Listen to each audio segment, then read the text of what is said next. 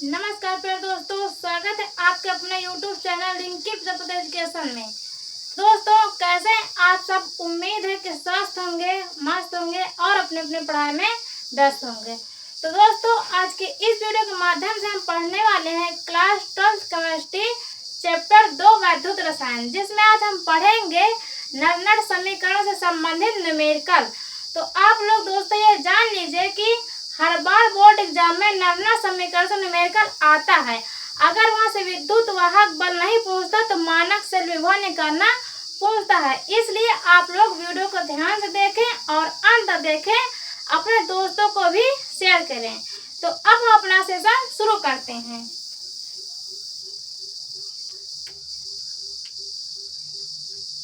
दोस्तों, जैसे कि आप देखिए क्वेश्चन क्या है, ये हमारा सेल का संकेत दिया हुआ है जो अभिक्रिया का। इससे पूछा गया उपरोक्त सेल के लिए विद्युत वाहक बल EMF ज्ञात करो। अगर यहाँ पे E0 ये है एनोड, ये एनोड का चिन्ह होता है, हमेशा लिख देंगे एनोड। ये एनोड का मान दिया हुआ है, ये E कैथोड का मान दिया हुआ है, ये कैथोड का सिंबल है। आप लोग ये सिंबल को अवश्य ध्यान रखें, क्योंकि बोर्ड एग्जाम में अर्ध सेल अभिक्रिया के लिए पूछ लेगा विद्युत वाहक बल, तो वहां पे ये चिन्ह देकर भी जो E0 का मान दिया होगा वहां पे दे देता है। तो आप लोगों को ये सिंबल भी याद रखना है साथ में। और ये कैथोड का मान हमारा इतना दिया हुआ है। अब हमें निकालना है विद्युत वाहक बल। तो सबसे पहले हम लिखेंगे गिवन दैट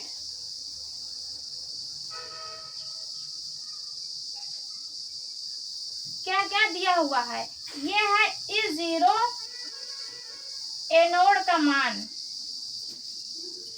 कितना दिया हुआ, -0.76 वोल्ट। और E0 कैथोड का मान दिया हुआ है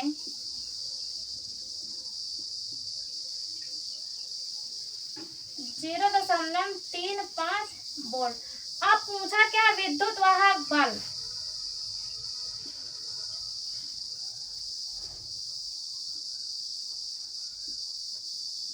EMF हमें निकालना है।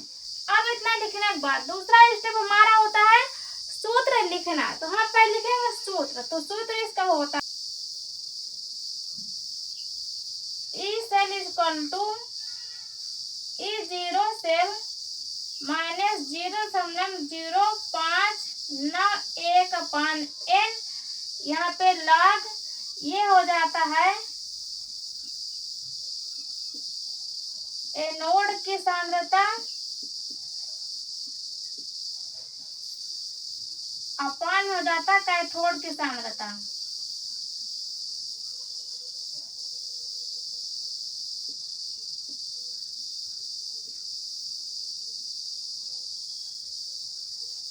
तो दोस्तों, अब देखिए यहाँ पे ये एनोड की सांद्रता है और ये कैथोड की सांद्रता है। अब ये जो सेल का संकेत दिया हुआ है, इसमें हम पहचानेंगे कैसे कि यहाँ पे एनोड की सांद्रता कौन सा है और कैथोड की सांद्रता कौन सा है। तो आप ये पे एक बात ध्यान देना हमेशा, जैसे हमारा सेल का संकेत दिया है तो सेल के संकेत की तरफ जो ये दाएं साइड होता है ये होता है कैथोड की सांद्रता, और ये बाएं तरफ जो ये हमारा लगा है सेतु, इसके जो बाएं तरफ होता है ये होता है एनोड की सांद्रता। तो इतनी बात आप हमेशा याद रखना। तो यहाँ पे हम पहचान लेंगे। अब तो ये हमारा एनोड की सांद्रता, एनोड की सांद्रता कहाँ पे, ये 1 मोलर दिया हुआ है।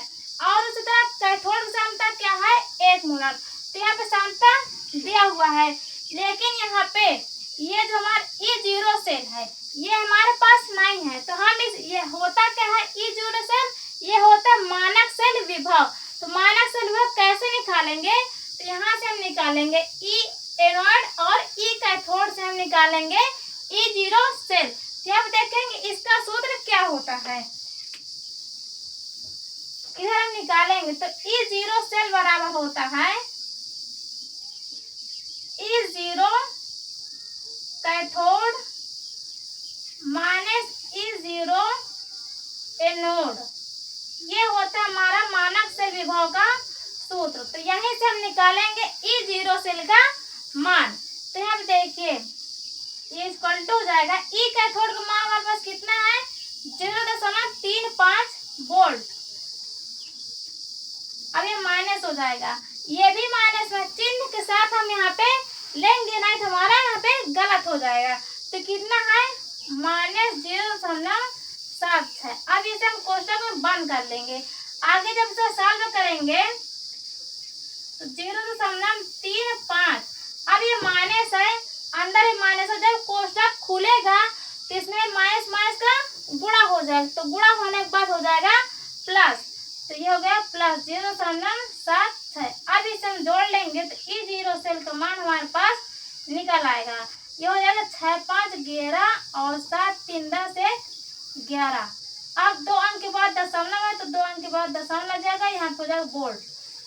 ये हमारा आ गया ई जीरो सेल का मान। अब केवल हम इस सूत्र में रख देंगे तो हमारा क्या आ जाएगा EMF, ये विद्युत वाहक बल। तो यहाँ पे देखिए रखेंगे, हम सॉल्व करेंगे तो ई जीरो सेल का मान हमारे पास कितना है 1.11 माइनस 0.0591।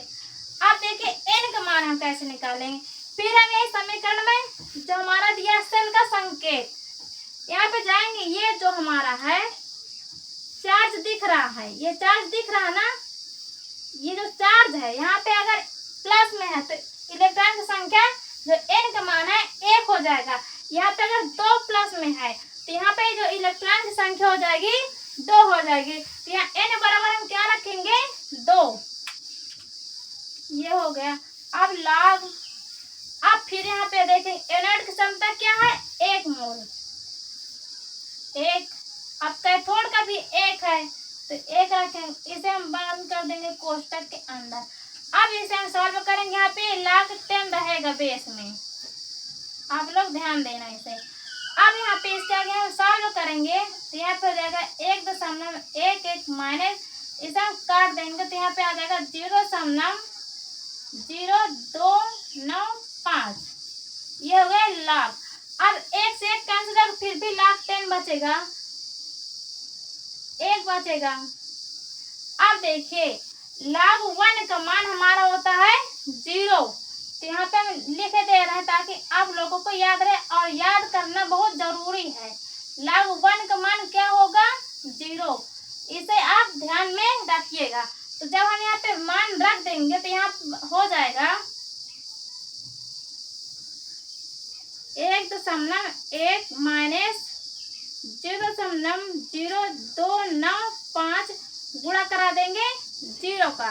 तो जब यहाँ पे 0 गुणा हो जाएगा तो यहाँ पे आ जाएगा 1.11 माइनस 0 गुणा कराएंगे तो ये सब 0 हो जाएगा। अब यहाँ पे आ जाएगा ई सेल का मान 1.11 वोल्ट। ये हमारा आ गया आंसर, ये इतना था और ये आ गया आंसर। अब आप लोग इसका स्क्रीनशॉट ले सकते हैं।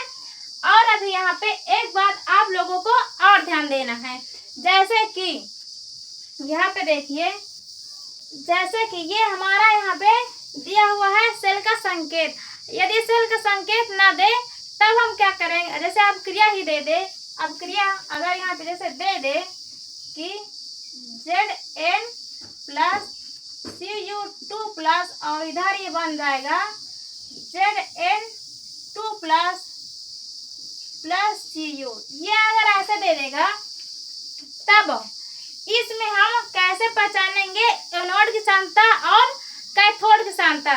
या फिर तो हमें यहाँ पे सेल का संकेत बनाना आना चाहिए, जिससे हम इसे पहचान ले कि जो सेतु है इसके बाएं साइड को हो जाएगा एनोड की क्षमता और इसका दाएं साइड को हो जाएगा कैथोड की क्षमता। अगर हमें सेल का संकेत बनाना नहीं आता है तो डायरेक्ट हम अपक्रिया से कैसे निकाल सकते हैं, पता कर सकते हैं कौन सा एनोड की क्षमता है और कौन सा कैथोड की क्षमता है। तो यहाँ पे आप लोग अपक्रिया में भी पहचान सकते हैं। इसके लिए याद रखना होगा आप लोगों को कि इसमें ये जो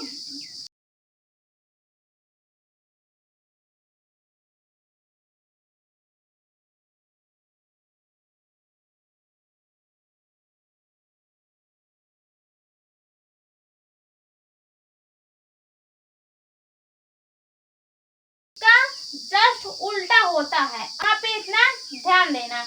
अगर नहीं देता है हमें सेल का संकेत तो अपक्रिया से हम डायरेक्ट यहाँ से निकाल सकते हैं। अब यहाँ पे देखिए, अगर एक अपक्रिया ऐसी दी हो,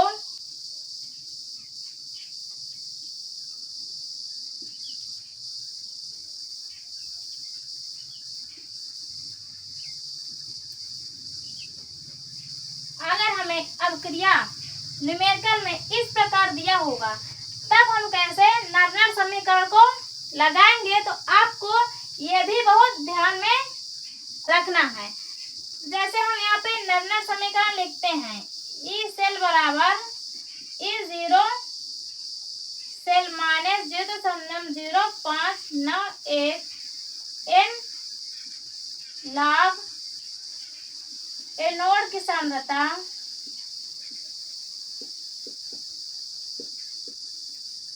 बटे कैथोड की सांद्रता।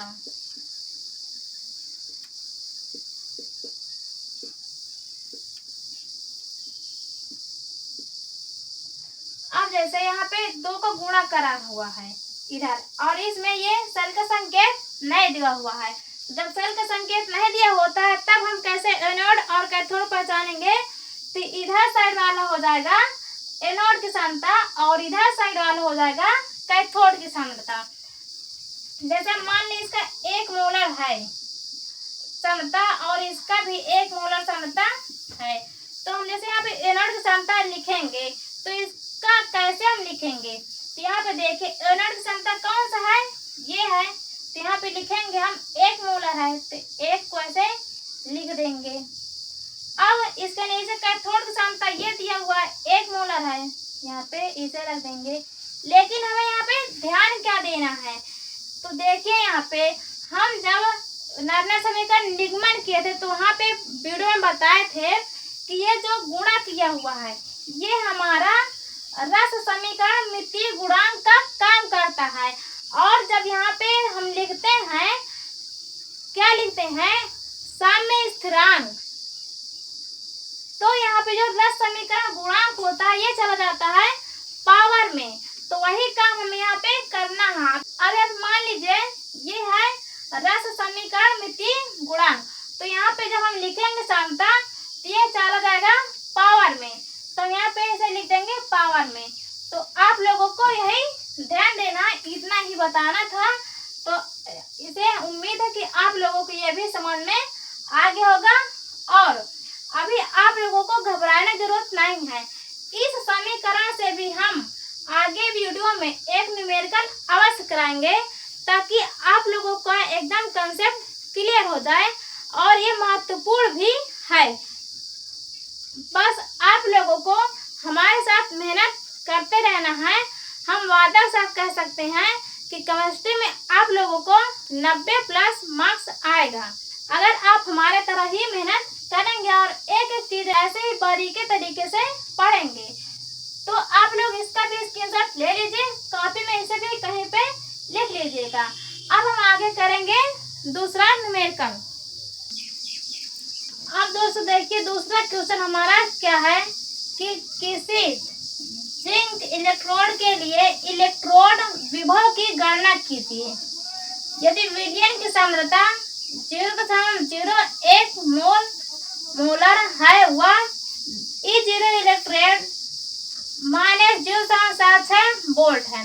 अब यहाँ पे देखिए इस क्वेश्चन में ध्यान क्या देना है कि यहाँ पे देखिए Zn अर्थात जिंक इलेक्ट्रोड दिया है, तो यहाँ पे पूर्ण सेल अपक्रिया का नहीं पूछा है, ये है अर्ध सेल अपक्रिया। क्या है? अर्ध सेल अपक्रिया।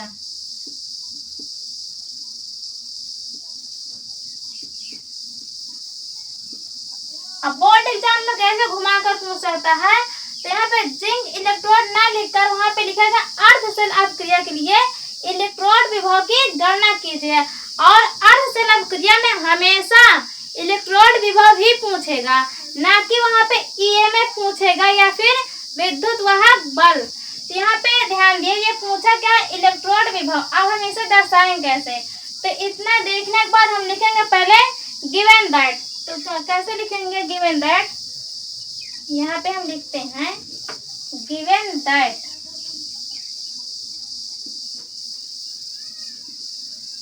क्या क्या दिया हुआ है। देखिए विलेन की सांद्रता दी है,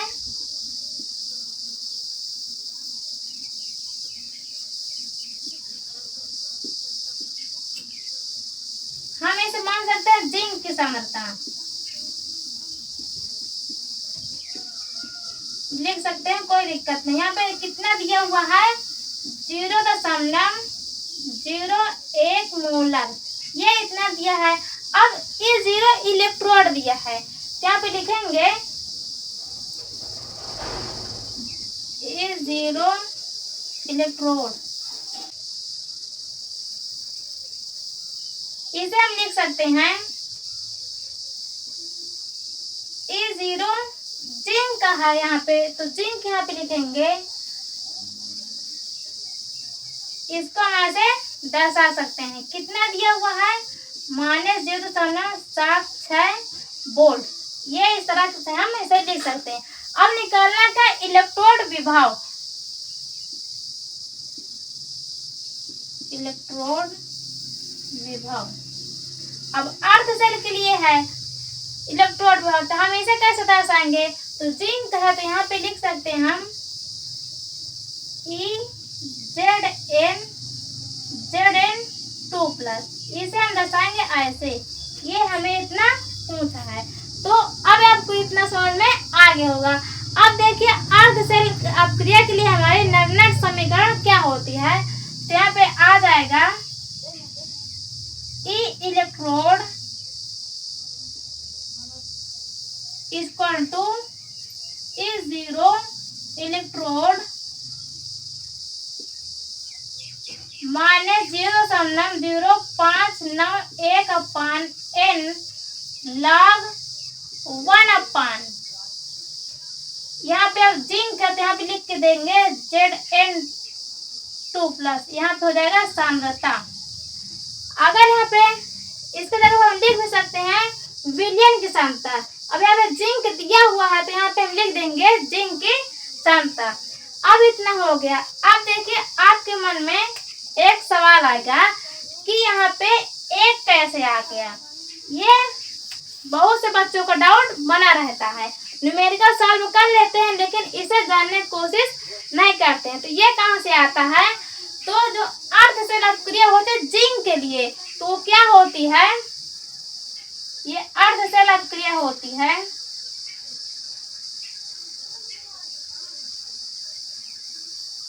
ये अर्ध सेल अपक्रिया होती है, और ये हमारा सॉलिड होता है, ये एक्विवैलेंट होता है।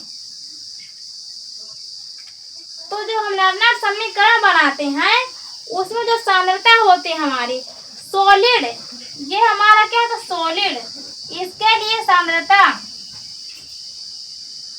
हमेशा एक होती है।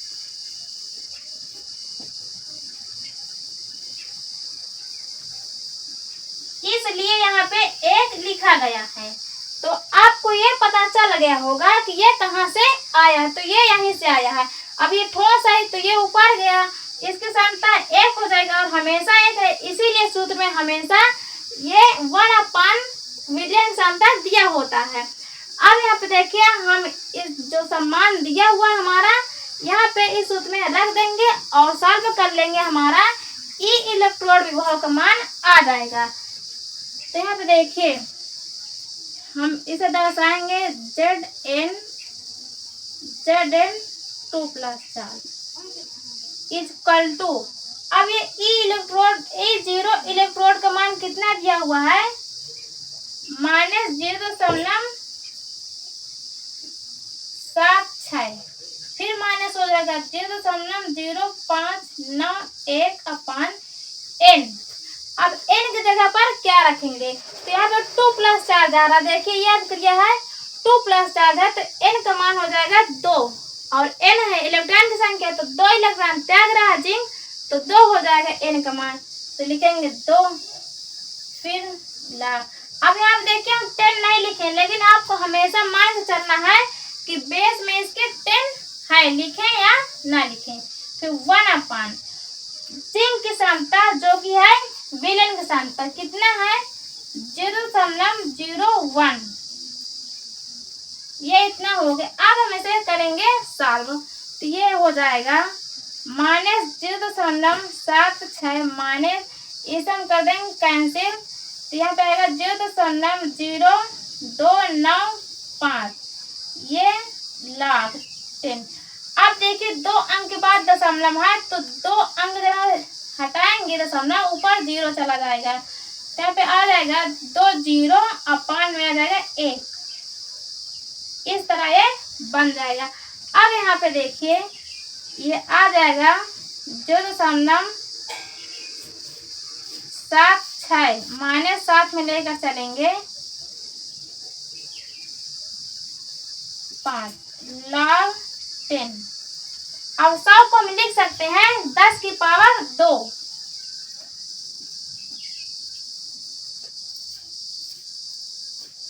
इसे हम ऐसे लिख देंगे।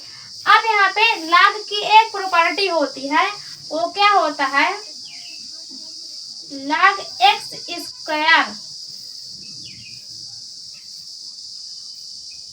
ये होता 2 log x, ये हमारा प्रॉपर्टी होता है। तो ये इस प्रॉपर्टी को यहाँ पे लागू करेंगे, तो यहाँ पे हमारा हो जाएगा 0.76 माइनस का -0.029। इस प्रॉपर्टी लागू करेंगे तो यहाँ पे आ जाएगा गुणे 2 और log 10। ये यहाँ पे इतना आ जाएगा। और अभी इस 10 को हम ऐसे ही लिख लेंगे। अब यहाँ पे देखिए एक और है, जो log 10 का मान हमारा होता है वो होता है 1। कितना होता है, log 10 का मान हमारा होता है 1। तो हम यहाँ पे रख देंगे log 10 का मान, इतने का मान 1 रख देंगे। तो यहाँ पे हमारा हो जाएगा -0.76 माइनस 0.295 गुणे 2 गुणे 1, ये हो जाएगा। अब इसका हम गुणा करा देंगे तो यहाँ पे आ जाएगा -0.76 माइनस, तो गुणा करा देंगे फिर आ जाएगा 0.059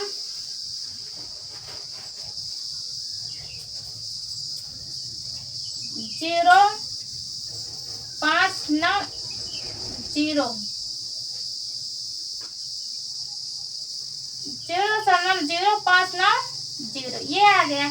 अब यहाँ पे देखिए ये भी माइनस में है और ये भी माइनस में है, तो दोनों जुड़ जाएगा। तो जब जुड़ जाएगा तो यहाँ पे आएगा माइनस में ही आएगा 0.76 0.0590, यह 098, तो 0.8 आ रहा है यहाँ पे 0.8